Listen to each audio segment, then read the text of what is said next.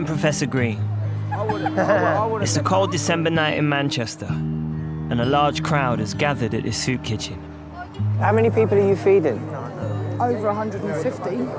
And how often? We're out 3 times a week. One will feed anyone. Yeah. I know about at least 300 homeless people, and then roughly my age. And that's Manchester? Yeah. So what is the face of the homeless now? On here, if you said to me, is that person homeless, is that person homeless, I wouldn't know, but you can guarantee someone who's dressed really nice, they probably are homeless. You wouldn't know you were homeless, would you? I've been homeless for a year. And it's So have you been sleeping rough for a year? Yeah. The city has reported one of the biggest rises in homelessness amongst people under the age of 25. I own 25% shares in my dad's company. I had a 2-bedroom flat in my name. I had 2 cars and a 4 transit van, and it's gone. My dad went bankrupt. That's including myself as well. I lost everything, so I came here. I keep hearing the term hidden homeless get thrown around. They're either in hostels, because they're still classed as homeless, Yep. sofa surfing, Yep. just bouncing from place to place, living in squats, derelict buildings. Not everyone fits into the same box. I want to find out what life is like for these young people who have no place to call home.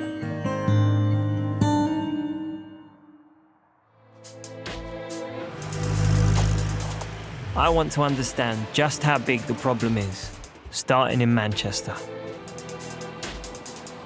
I'll be spending the night with 20-year-old Luke, who has been living on the streets on and off for the past 5 years. One way he keeps warm during the long bitter nights is to stay on the move. Morning, you alright? I must walk this city centre about easily 30 times a day, easily. And I'm walking about all day, every day. Even just walking the streets now, it's after 2 in the morning, and there's still a lot of homeless out on the street. It's very visible. See, these what are visible now, these are the ones that have been out here for years, that know how to live, that know how to get by day by day, that know how to get by at night, that know how to get the money, whereas in the younger ones and the ones that are not used to it, they hide. These streets have damaged a lot of people out here.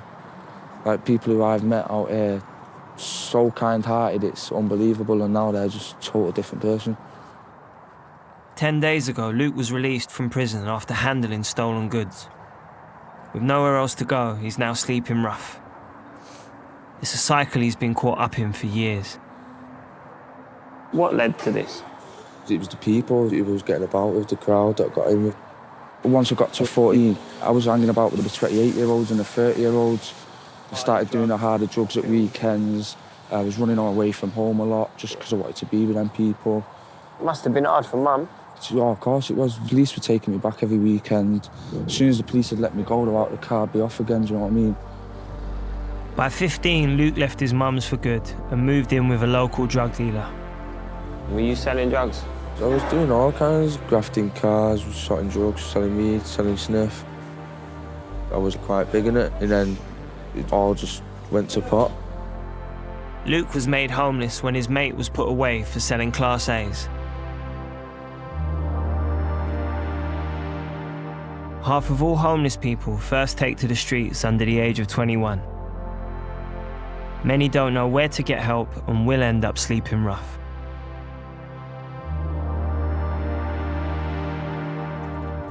While on the streets, they're exposed to prostitution, crime and drugs.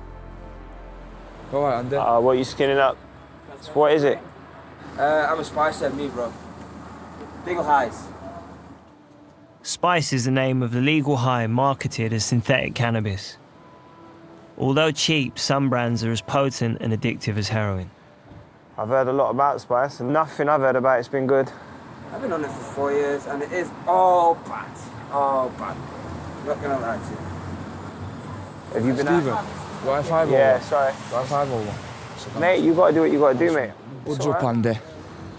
Spice is easier to get in Manchester than anywhere else, but you can go to like 4 shops within 5 minutes of it.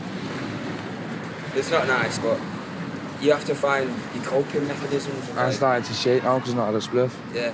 So that's a coping mechanism. There's not a single sober homeless person I know.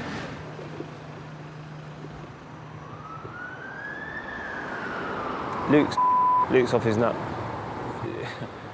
I tell you what, I've smoked a lot of weed in my life, and we don't do that. So if that's synthetic cannabis, they got it a little bit wrong, because that was much more like the effect of much harder drugs.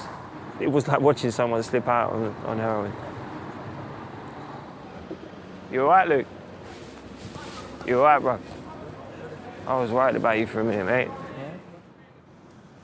It was 10 minutes before Luke began to come round. For so many of the rough sleepers here, spice is a way of life.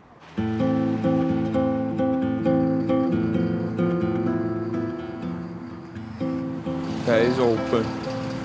I'll go in, I'll buy a bag. Being so easy to get hold of in Manchester and costing as little as £5 a bag, it's estimated that 80 to 90% of the city's homeless are addicted to this legal high. And he had a big box of that as well, all different ones then, to choose from. Pandora's box. Yeah. That one's probably the worst one, what come out of the first, like when it first come out. Luke tells me he turned to spice after his first spell in prison at the age of 17.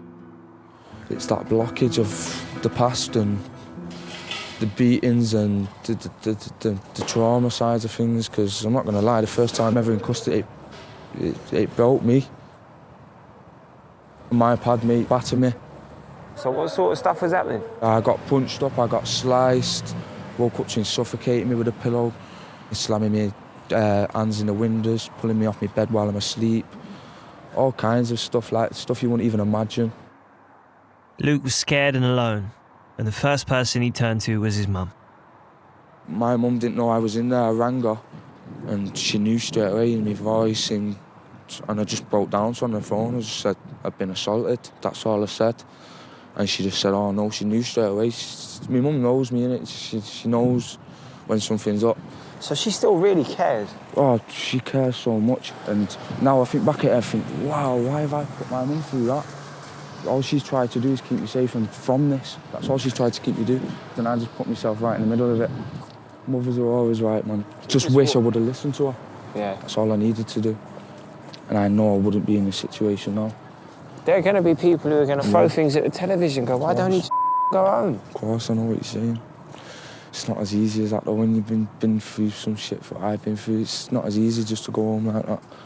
There's a lot of people in the place where I grew up who have done stuff to and had grudges with in the past. Are you at risk if you go back?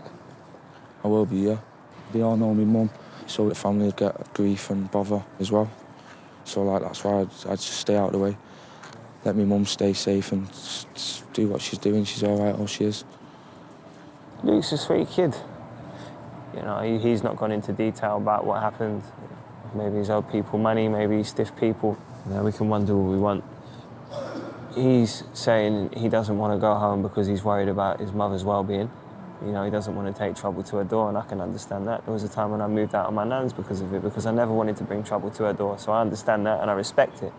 But there's also the part of me that can understand or can imagine what his mum is going through, because she does care.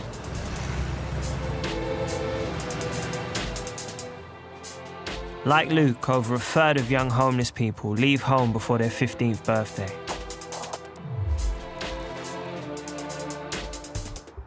Family breakdown is the biggest cause of youth homelessness, with nearly half of those affected being chucked out by the head of the household.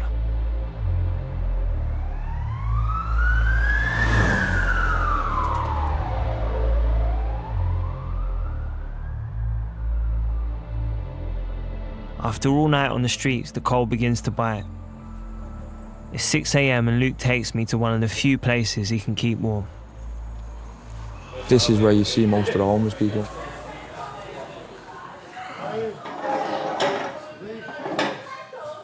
It's sad. It is really sad. I'll agree with you on that one, really sad. It's unbelievable how many people are homeless. You going to see your mum? Hopefully, yeah.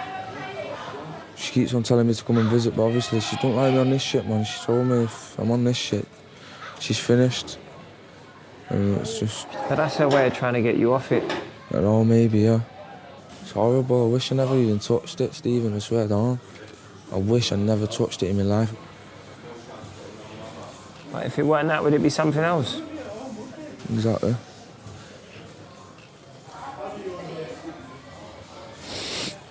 Oh, mate. No, it's good, man. It just upsets me. As we talk about his addiction, Luke breaks down.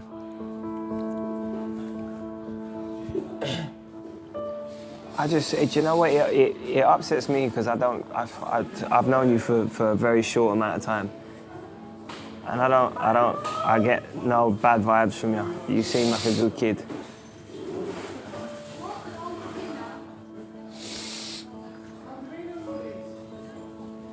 And it's upsetting me. It's hard to see because I don't feel good about the fact that I'm gonna go home and you're gonna carry on.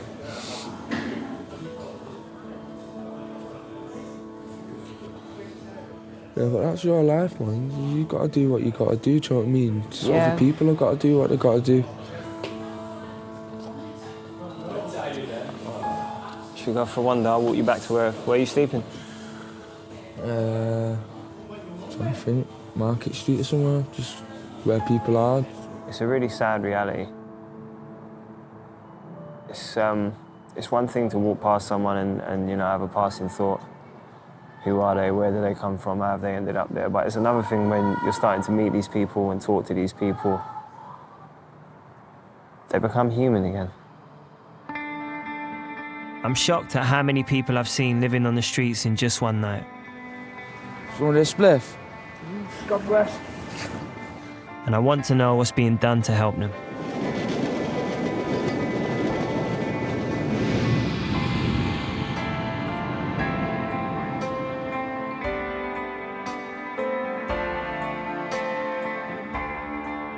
In nearby Stockport, the number of young rough sleepers has tripled in the last year. I'm joining Kirsty and Nikki, who work on the front line trying to find and help the young and homeless. Hello, darling. Stephen, you all right? Nice to see you. Nice to meet you. Yeah, good, thanks. How you doing, mate? Are you all right, Nick? Yeah, not bad. As we pulled up, we saw that an ambulance was leaving. We've just had one of our members in who's been smoking legal high, so he's had a fit. What, spice? Spice, yeah. That's frightening. Does it make people aggressive? Do you see violence from it, or? Yeah, we've had quite a few of our members that smoke it quite frequently. One day they've had like funny turns on it, so we've had a guy who's been scooting around on his hands and knees, thinking he's a dog barking, lifting chairs up, throwing chairs around. So like psychosis? Yeah. Like they have episodes? Yeah. The centre has its own medical facility, and the effects of spice are a growing concern for the nurse here. I've seen some really life-threatening seizures that have been induced by whatever's in the substance. And they've got no idea what's in it? No, and we have seen somebody whose respiration rate had gone down to 4 a minute. And I carry some reversal, and that's an opiate effect, but that was from spice. As well as healthcare, the centre offers showers, clean clothes and a range of support services. But many young kids new to the streets don't know there's help out there. What are the prospects for kids who are coming here? If they don't get off the streets, where are they ending up? Well, some of them end up, in accommodation. Some of them end up in prison. Some of them end up in a coffin. What's the fix? If you gave a house, should everyone have a house, do you believe? Yeah, I believe everyone should have a house, but then there also needs to be the ongoing support. We've got quite a few people who we get accommodated, we get them secured in their own tenancies, we stop engaging with the service, no other support's been put in place, and they're unable to maintain their tenancy. So they end up back at square one? Yeah. Them behaviours are ingrained into a person, aren't they? They're not taking into account the effects of what that person's been through. Yeah. And to watch, some of them progress when you do work with them and they've got a better understanding of stuff, they can achieve anything. It's just that right support being there for them. And do you find with a lot of the people that come through here, that's just support they've never had throughout their lives? Yeah. For Kirsty and Nikki, this is more than a place of work. They've both been homeless and learnt to survive on the streets. For me, I was homeless at 16 and I didn't get picked up by social care or anyone else, At 16? At 16, I did what I had to sort of fit in with everybody else to survive. And how did you survive? Crime, drugs, offending. What kind of drugs? Heroin and crack. And how? And was that just commonplace? Was that what everyone was doing? Yeah. And I tried it and I liked it because it took me away from reality. You know, I didn't have to. So it wasn't the drugs that saw you homeless, it was the homelessness that saw you take to drugs? Yeah, pretty much.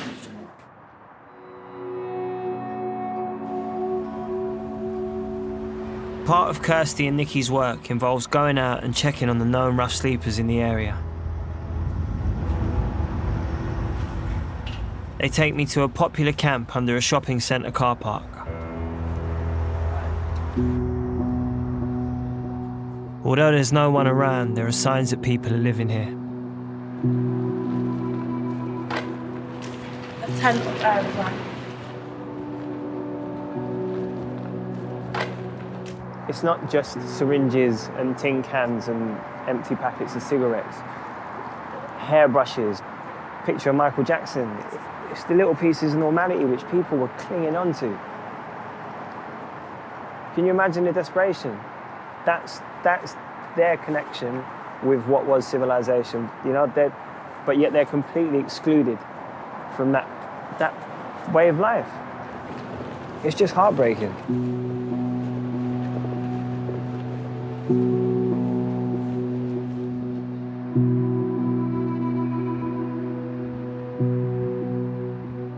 Kirsty takes me to another site under a busy motorway.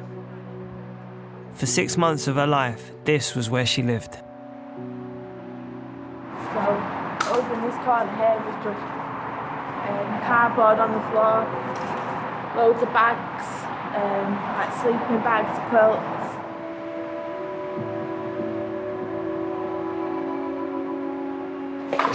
It's not a pretty place. It's not, is it? No. You can feel it here. You really can. How many people would you have down here at a time? So when I stayed down here, we had 10 people sleeping down here.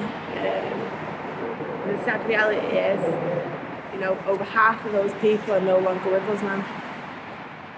So death is something that you see a lot of. Yeah. What does it do to you coming back here?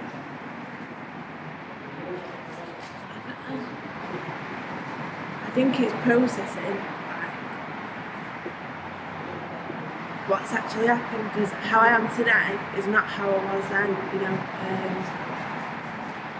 And at that time, I never dealt with my feelings, my emotions. I don't really know, like.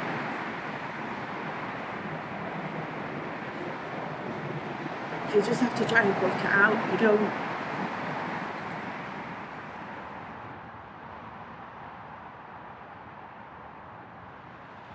I think everyone's got a breaking point. How could you survive in these conditions without something to take you away from them?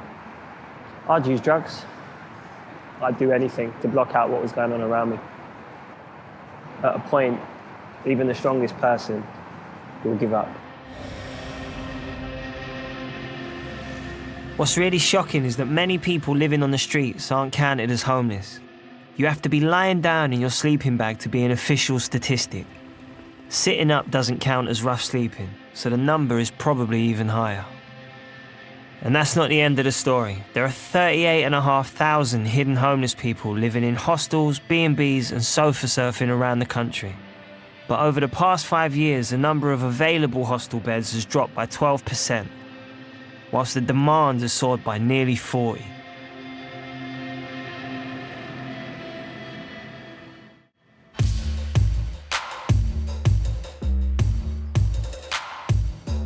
I'm back in Manchester to catch up with Luke. 3 weeks ago, he got a place in a hostel for ex-offenders after relentlessly pushing his local authority. How you doing, bro? Are you alright? You good? Good to see you, man. Good, man. Good. You look better. It's nice to see you. I just look a lot better, man. You had a haircut? No, I've not had a haircut. You've not had a haircut? No, I've had a shave. Shave, that's what it is. You okay though, yeah? Yeah, good. How you doing? Through? Yeah, go on. Yeah. Should we check into my room now? Yeah, go on, show me around. Love it, man, love it.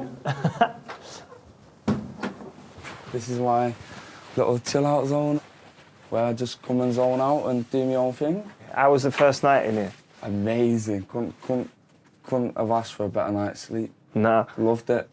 Seriously, man. Everything about it. Do you feel a step closer to normality now? I feel like I'm in normality. When I was sleeping on the streets, I couldn't have a good night's sleep.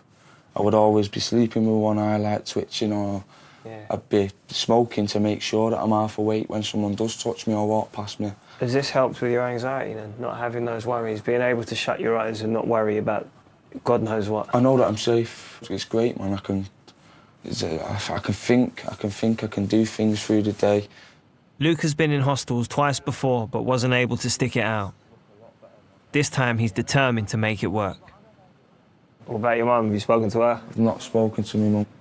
Can't wait to speak to her, to be honest. So does she know you're here? She doesn't. No I'm waiting to sort myself fully so I can go to her and say, look, this is what I've done.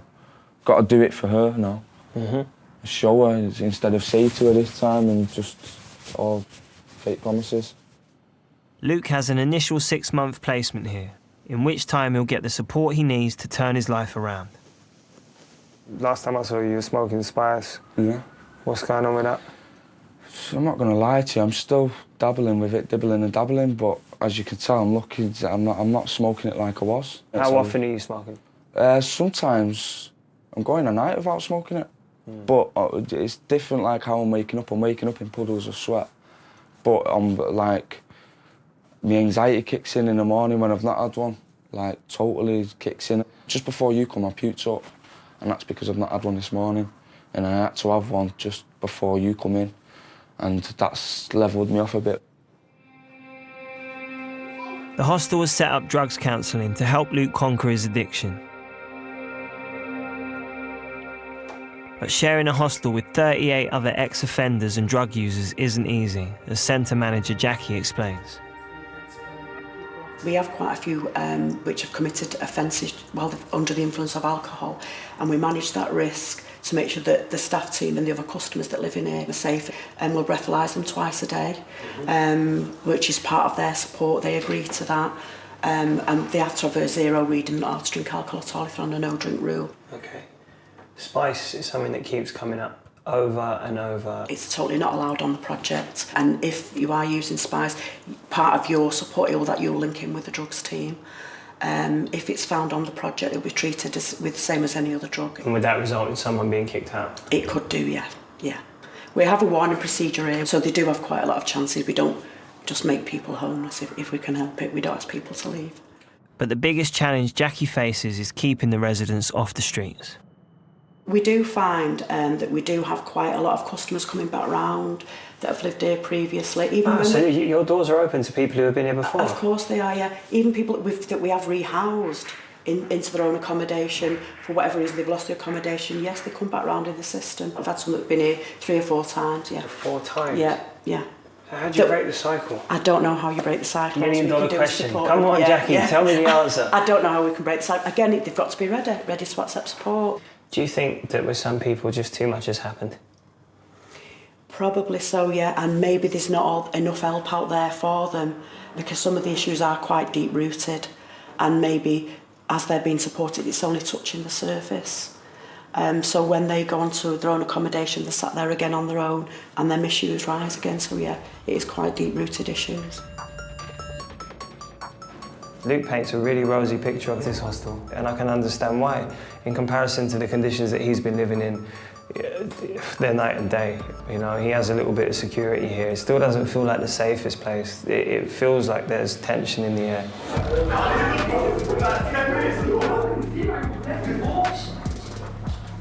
An argument has just erupted in the kitchen.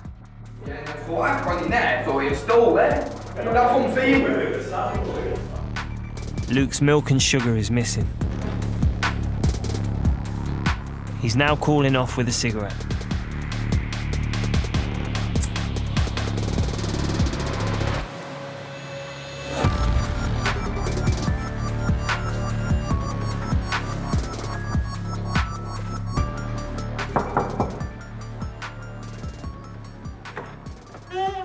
Yo.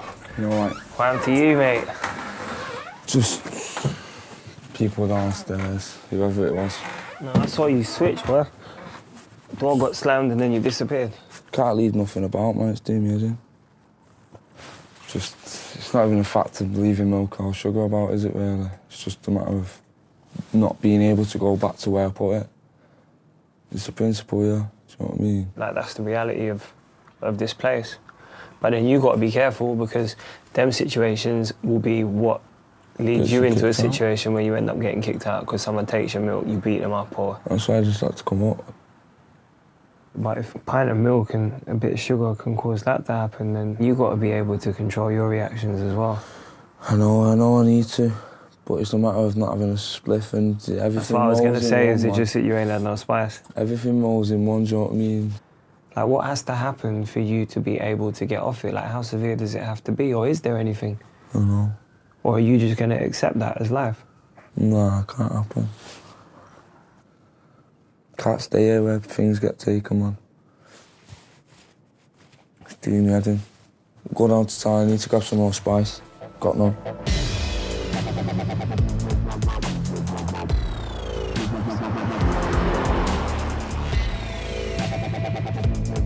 Having seen Luke so together this morning, it's frustrating to now see Spice putting him back at square one. Give us a tenner if you want. A tenner? Luke's not just scoring for himself, but also for his mate. Right, have a bag of 1.5, black label. Although he buys irregularly, tonight they're refusing to serve him. Yeah, I'm coming to buy me legal highs. I come here every night, you know that. But you can't stop me from buying me stuff. I didn't... Do you know what? You're lucky, very lucky. Michael, get your ass in there. What? Very lucky. Come round the corner. Black on it, black label. Now, wait, don't go in yet. Let us walk off first and you get it afterwards. Hey, if I come in here every night, I know a lot of people, me, mate. Just watch you. We'll see you later. Get your ass out there now. Get your fuck off, mate. Luke is now threatening to beat the guy up. Don't worry, I know what time he finishes work. I know fucking everything. It's fucking muppet. Come on, bro. Him decided not to serve you. You see what I mean? It's madness. Look at the stuff you're talking over that. He knows what it does to me, though. Got it? Come, pass it here. Need a spliff.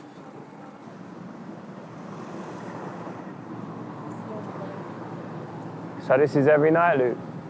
Every night, just every day. Every minute, every hour.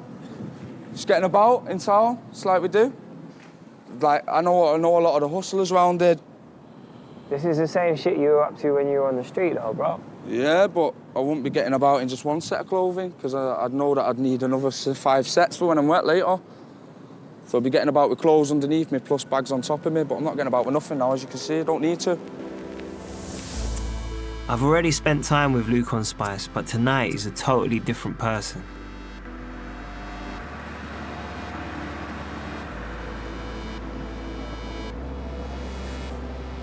Watch. As we wait to cross a busy road, he suddenly decides to stop the traffic. Did it stop, bro? Hey, the car's stopped, bro. Come That's on. what happens. Stop any car in Manchester. Stop any car in Manchester, that's all you have to do. Don't do stuff like that, man. Stop it, man.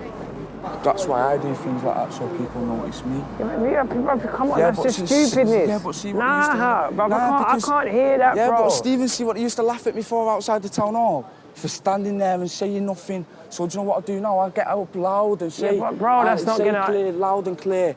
I'm Luke, I'm homeless, I'm from Manchester, I'm what? Stupid behaviour. Stupid behaviour. I don't know what happened. He went from being a quite humble, you know, nice person to just being an idiot. It was just an absolute switch in personality, but I don't know if it was the spice. Was it him not having spice and that building up to a point? And if that's his journey day in, day out, you know, there's going to be less of the person that we met this morning and much more of that person that we just saw. The way I see it, people look at me like they can hurt me. People look at me like they can emotionally blackmail me. No, you can't. I can do that to myself just as much as you can do that to me. You sound paranoid, Luke.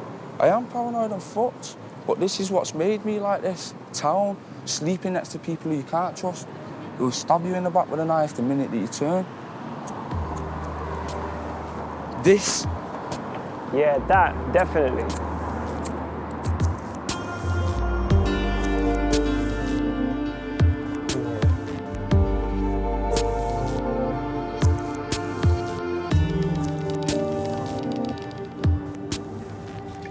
Luke decides to hang out with his mates at a squat. I've seen enough for tonight. My time with Luke has made me realise just how complicated homelessness is. Take care. Homelessness is not just about not having a home.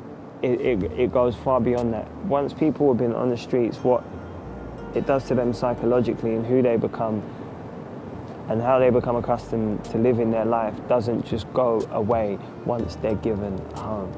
Being in a hostel, you're not counted as being homeless. You are very much still homeless. That's become apparent quickly. But even still, with a roof over your head, there's no difference between him having a hostel and a one-bedroom flat at this very moment in time, because if he had that one-bedroom flat, he would still be coming out and doing the same shit.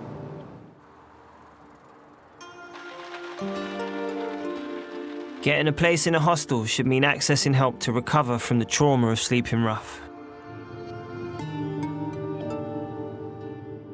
But if Luke can't let go of his life on the streets, overcome his addictions and accept hostel living, he could lose his bed once again, and his cycle of homelessness will continue.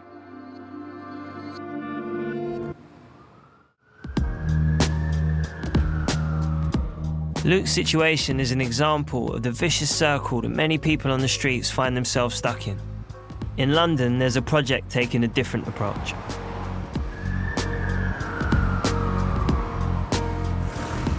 I've come to visit a women's hostel run by a Christian charity.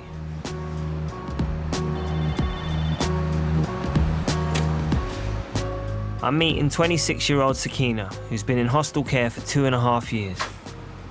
Hello, Sakina, how you doing? You all right? All right, yeah. Good to see ya. How are you? As well as offering emotional counselling, this hostel is focused on providing practical help in getting the women ready for independent living. So who are we meeting today? We're meeting Bex, she's the manager. Bex is the hostel's resettlement manager and has been working with Sakina since she got here. Hello, Bex. Hey, Sakina. Hello. Hey. Together they work in a catering business run by the hostel. This kitchen is where we have our social enterprise, Munch in Marylebone. And a key part of that is to give the women that live with us some employment skills, but the product is professional food. As well as counselling for alcohol addiction, Sakina has been gaining practical skills and work experience. Did you find it hard coming into a group environment? Definitely in the beginning. Obviously, you don't know who's there and what you're going, like what to expect or anything. But once you get into it, it kind of changes your mindset, and you become you're more able to go out and do things on your own. The hostel will soon be looking to resettle Sakina into a home of her own. So Sakina is getting to a place where she's ready to move on and to kind of get back on her feet, start independently again. But we would never want to resettle somebody into an empty house with an empty life, because it's going to fall apart. It's very isolating, it's very difficult. Young people who have been homeless often lack life skills, self-confidence and the ability to structure their day.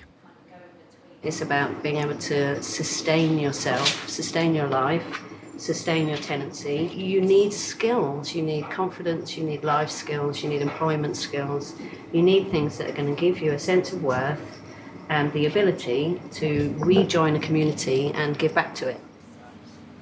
What's the process been like from where you were when you got here to where you're at now? So when I first came in here, I wanted to get resettled ASAP, but the fact that it's taken longer has actually made me more appreciative. And I know when I get my flat, I'm definitely not gonna do anything to jeopardise that. Yeah, definitely not. Sakina could only be months from finally getting rehoused, but it's been a long and difficult journey. 3 years ago, her life changed when her whole family were evicted, and she suddenly found herself working out how to survive as a young woman on the streets.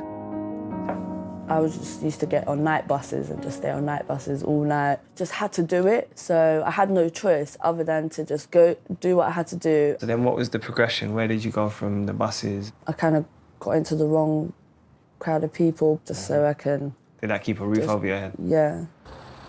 After 2 months riding the night buses, she found a squat with other homeless people, where Sakina witnessed heavy drug use and abusive behaviour.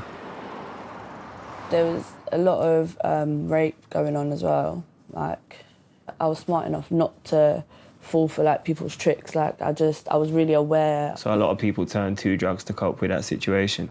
I wasn't strong enough to just be sober and just like get through it. Instead of feeling that pain or whatever you go through, get a bottle of vodka. Do you know what I mean? Drink your pain away. When do you think you hit your lowest point?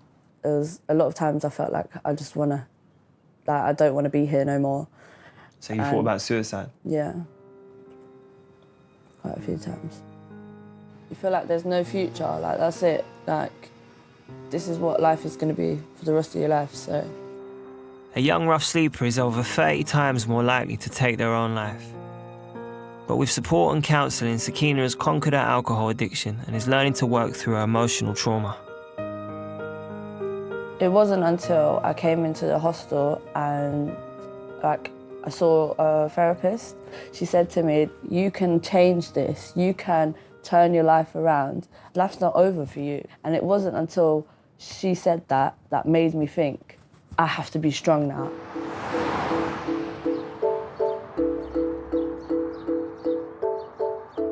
Sakina's newfound strength has grown over the last 2.5 years. She's at a place where she finally feels ready to reclaim her life. Just being here, like, reminds me of being a kid. She's brought me to the estate she grew up on and the only place she ever called home.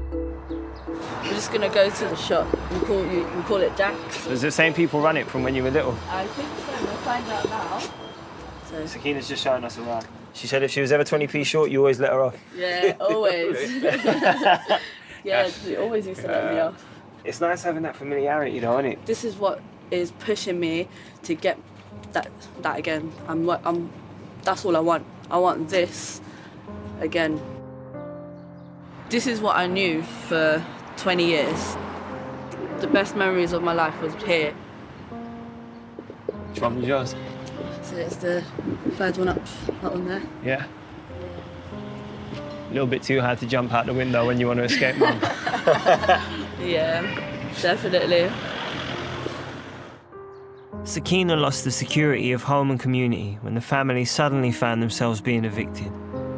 They just came with a letter and they had the truck already here to like take the stuff away.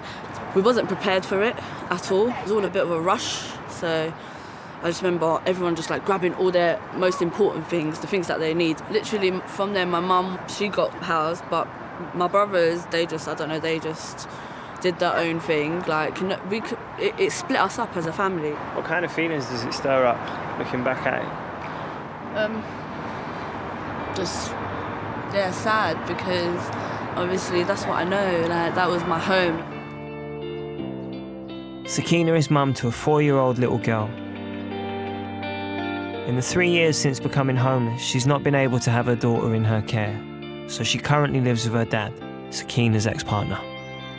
This is my primary school, all my family went to. Do you look forward to being able to come and pick her up and take her back to what will be your house? Definitely, yeah. And your home? I can't wait for them days. Like, I dream about those days. It would just be amazing. She needs her mother, she needs me to be there for her and take her to school. And she even asks me, like, you know, the kids at school ask, like, why didn't your mommy come and pick you up? And it just breaks my heart because I'm not in the position to do that.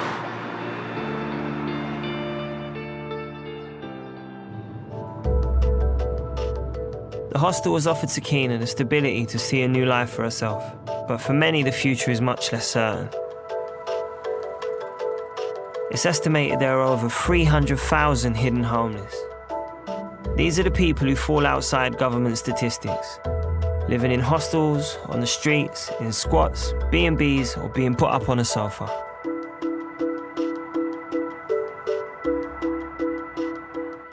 Many become trapped for years.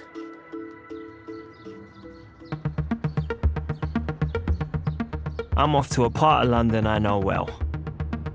Today I'm back on the ends, back in Clapton, E5, Hackney I suppose, not just Clapton, to meet a young guy to find out about his experiences as a homeless young man.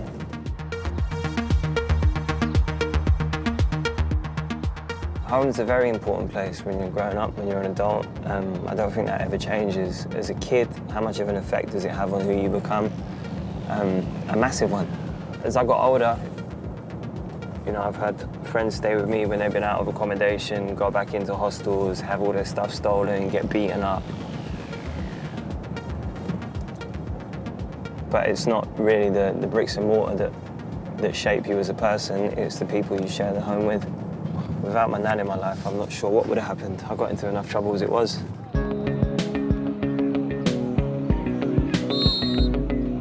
Today I'm back on home turf at Hackney Marshes. Right, how you doing, you all right? And heading for the football pitches. What's going on, mate? I was a terrible footballer. I always used to get put in goal. I saved the ball in my face once. I'm meeting 25-year-old Jerome, who works full-time in the bookies but is still homeless. Jerome went into care at the age of 14 due to family breakdown. After leaving the care system 2 years later, he still hasn't been able to find an affordable place to live. There's a big rise in people between the ages of 18 and 25 that are homeless, but they're not sleeping on the street like that. They're in their friends' houses, or they're in their friend's mum's sofa, or they're on their, like, do you know what I mean? Just having a roof over your head doesn't mean you have a home. Exactly. There's a difference between having a roof and having a home, isn't it? When people paint a picture of a homeless person, it's not someone that looks like you or that looks like you or that looks like me. Why is that, do you think? You don't want people to know. You don't want people to see that side of you. Like, not to be big-headed. I dress all right, I got my trainers on, I look fresh, I've had a shower, I go to work. When I get paid, I'll go barbers. So no one knows that I'm homeless. Like, it's only like the people who know me and know that how long I've been sleeping on my sister's sofa, or I've been sleeping on my nan's sofa, or my aunt's sofa, or this person's sofa, that person's sofa, who really know that I'm homeless. Homelessness has many faces. It has every colour, every creed, every gender. You can walk past someone in a business suit, man, this guy could be homeless. You don't know, like, don't give homelessness a face. That's what I say. For Jerome, working a full-time job but not having a fixed address has brought its own complications. There was times when I got kicked out of my nan's house, I'm thinking to myself, listen, I've got 3 bags, I've got to go to work today. Those are the stresses that really, and these are the reasons why having a home is just essential to everyone. Jerome joins 1 in 5 16 to 25-year-olds who've experienced sofa surfing, moving around, relying on friends and family for a sofa, spare bed, or a floor to sleep on. I catch up with Jerome a few days later before he heads off to work. What's happening, you all right? Is that, are you good? Yeah, man, I'm good, man. Jerome has 2 young children, but as he's currently sleeping on his aunt's sofa, spending time with them is difficult. See it. Living in London means he can't afford to rent somewhere that would work for him and his kids. 2-bedroom apartment, a spare room for my children to stay in when they came over. £400 a week, so that's what, that's £1,600 a month. How long is it going to take someone who's on £1,200 a month, who's also providing for his children, who's also trying to get to work? How do you save up for that? So £1,600 a month, how many hours have you got to work to do that? You've got 16, yeah, but then you've got bills. Exactly, like, no one's mentioned that. So you're looking at, really and truly, you're looking at £2,000 a month. Why do I want to move out of London when all my family live here? So it's like, you're in a proper catch-22, and it's just like, it hurts, man. I think Jerome's probably quite an accurate picture of a lot of people who are the hidden homeless. You would never pick him out from a crowd as being homeless. He's very well kept, better kept than I am. He's basically everything that people would assume homeless isn't. Oh. In the UK, there's a real lack of social housing. And in the last 2 decades, demand has increased by 80%, which has forced up rental costs in the private sector. What's your situation now? So at the minute, I'm just on my aunt's sofa trying to find somewhere else to go. So what are the options? Private rent, Private council, rent, council's not an option. Not in London. Like, my cousin's been on the council list for 10 years. The lack of affordable housing is a major cause of homelessness. For Jerome, sofa surfing has been essential to avoid worse. Because there's been times when I've been like 9, 10 o'clock in the night and I thought, where am I going tonight? And one of my friends has just saved me last minute, like, come to mine. Sleep on my floor or on my sofa. I don't ever want my children to go through the things that I've gone through and see the things that I've seen and, like, spend nights in McDonald's because they got nowhere else to go, or to walk around the streets all night because they got nowhere else to go. I don't want to see my children in that position ever. After you, bro. Thank you. Everyone pins the beginning of the next stage of their life on when they get accommodation, and rightly so, because without that foundation, how can you build a life? Safe, man. Safe for that. All the best for the future. Thank you. I appreciate it, man. Thanks for listening as well. Respect. All right. Jerome's fortunate enough that he can help himself, but not everyone can. Sadly, Jerome's story is a common one.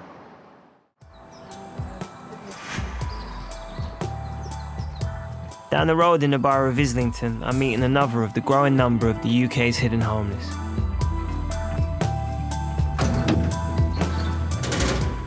Hello, who are you? Are you Persia?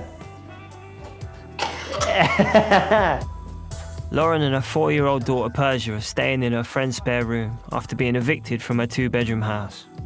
What are you playing? What's that? She fell into rent arrears after being made redundant. I don't know how to play it. We got to try and get, what have I got to do? Try and get as many as I can. I don't think I'm very good at this. You sitting on a chair? That chair's too small for you. You're a big girl now. Lauren moved here 1 month ago from her hometown of Harlow in Essex. It's hard because we built up such a social network in Harlow. Yeah.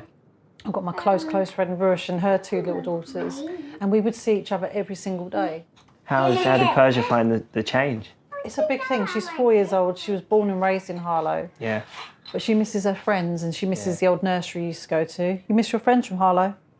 I miss Sally. You miss Charlene? I miss Clariella. Clariella?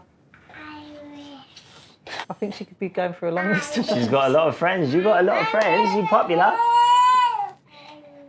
For Lauren, it's now important to create some stability for Persia.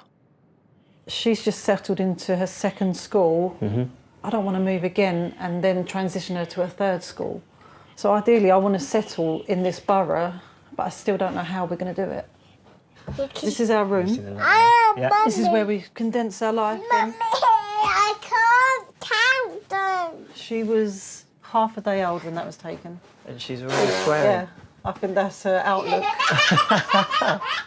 Who's that, Persia? She's full of beans, isn't she? Lauren and a very energetic Persia share this one room and sleep in the same bed. I feel like in such a small space we've got so much to try and fit in there. I mean, do you find it difficult? Yeah, when I'm getting her up for school and I can't remember which pile of things I put it somewhere, and then I end up throwing everything everywhere and get myself in a right mad mess. It might be small, but it's better than the accommodation the council were offering her, over 100 miles away from her support network. If I didn't have Claire that opened up her home, the only option that you're given is bed and breakfasts in and around the country. So do you think this is quite a widespread problem and that this is splitting up communities in a lot of places? I mean, if they were willing just to ship you to Clacton or to Great Yarmouth, how many other people are there? I mean... Loads. When we was in temporary accommodation, 9 sets of families we got to know. It's a horrible position to be in. Not being able to provide for your child, the child that I brought into this world. I know I'm being hard on myself, but I've let her down by not being able to provide her with a secure home. And it's really hard not to get emotional and involved in that. Because I have got to step up and I have got to make things a success just so she's got a base and a place to call home. No. You're a good girl, aren't you?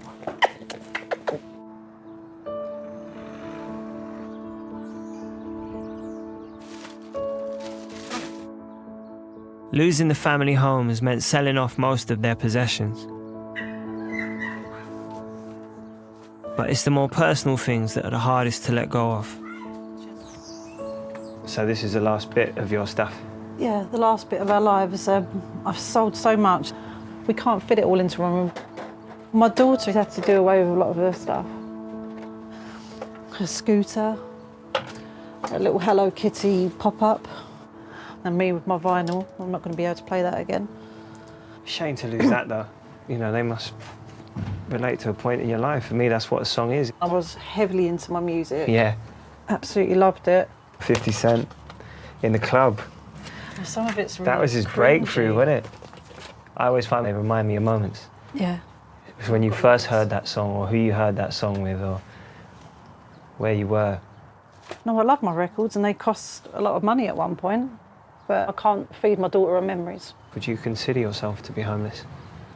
I know there's going to be people out there that say, well, you're not homeless actually because you have a roof over your head. But we're homeless in the sense that we don't have a home of our own and we don't know where we could be next week. Because yes, we're relying on a very good friend that's put us up, but circumstances change. You never know what can happen in the future. The amount of times I've been in this garage and sat down and just looked at all my stuff and just thought, how on earth did I end up like this? It's shocking, really. You know, to think of the situation that she's ended up in, and to think how easily you can end up, you at home could end up in that situation. None of us are really that far away from it, are we? You know, she lost her job and it was pretty much that simple. From there on, it was quite a conceivable series of events. It's not what I expected to see. I don't think it's what many people would deem as being homeless, but we need to change our perception of that because there is a problem. And I guess the reason that we think of homeless as an old man on the street with a can of beer is because that's something we've all grown up seeing. It's something we all see day to day when we're out on the streets.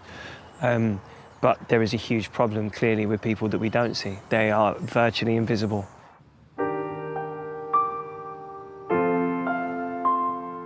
The hidden homeless have many faces. From those like Lauren teetering on the edge, to the rough sleepers facing the dangers of the streets every night.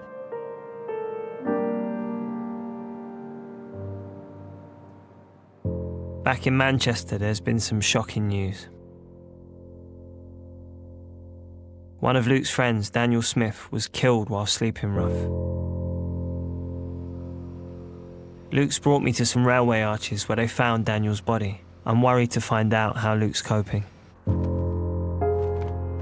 was staying in there, he was being battered, dragged actually in a tent while he's been dead, and set on fire. So they beat him to death?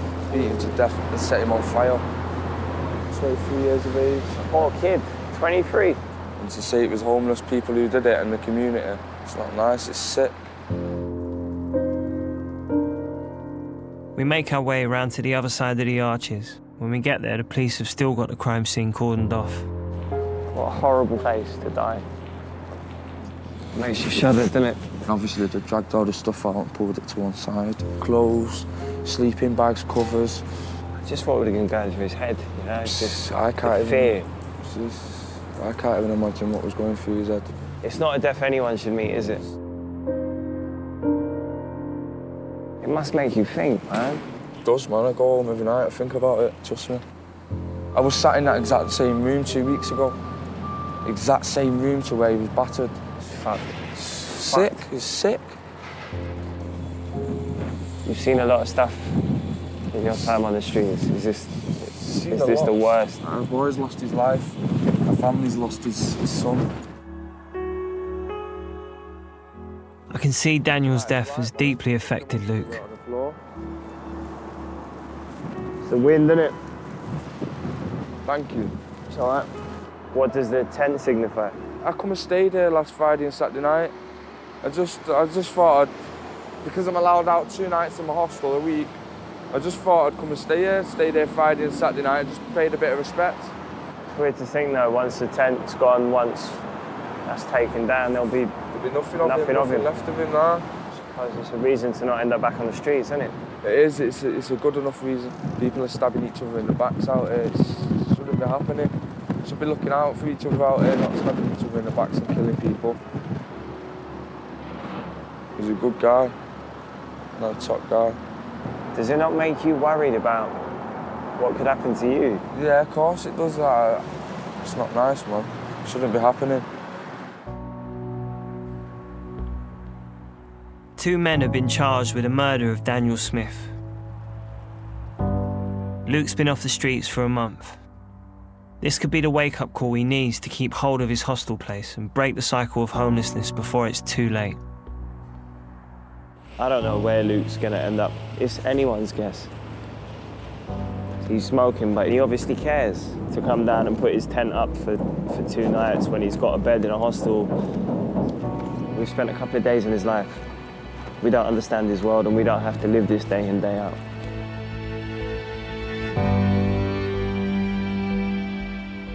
So many people are homeless for so many different reasons.